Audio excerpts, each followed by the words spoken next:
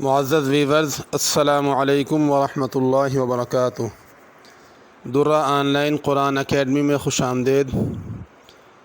قرآن مجید ناظرہ، حفظ، درس نظامی، تجوید، تفسیر، عربی لینگویج کورس، نورانی قاعدہ، دعاؤں اور نماز سیکھنے کے لیے اکیڈمی کے ان نمبرز پر رابطہ فرمائیں۔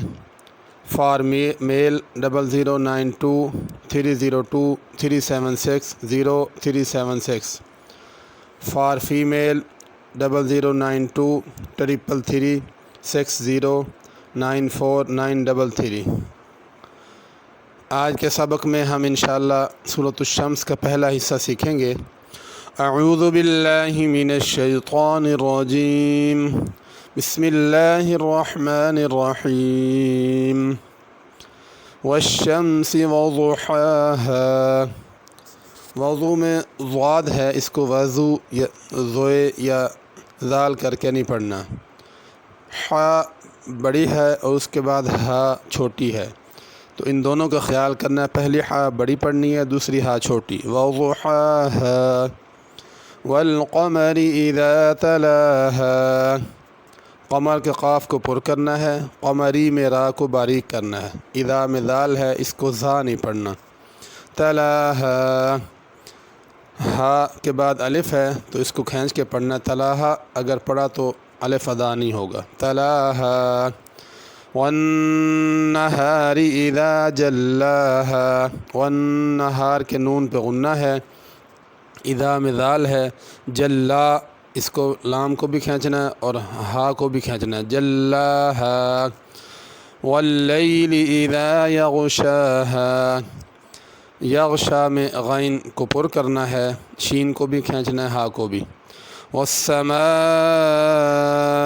وما بناها، السماء پہ مد ہے، اس کو کھینچ کے پڑھنا ہے۔ بناہا میں نون پہ کھڑی زبر ہے، ہا کے بعد الف ہے، اس کو بھی کھینچ کے پڑھنا ہے، بناہا نہیں پڑھنا۔ والارض وما طحاها، ارض میں ضاد پڑھنا، ارضی زوئے کر کے نہیں پڑھنا۔ طحا بڑی ہا ہے اور ہا یہ چھوٹی ہے، طا کو پر کر کے پڑھنا، تحاہا نہیں پڑھنا۔ ونفس وما سواها، نفس یہاں پہ غنہ کرنا ہے، سوا پہ کھڑی زبر ہے اور ہا کے بعد الف ہے، ان دونوں کو ذرا کھینچنا ہے، سواہا نہیں پڑھنا۔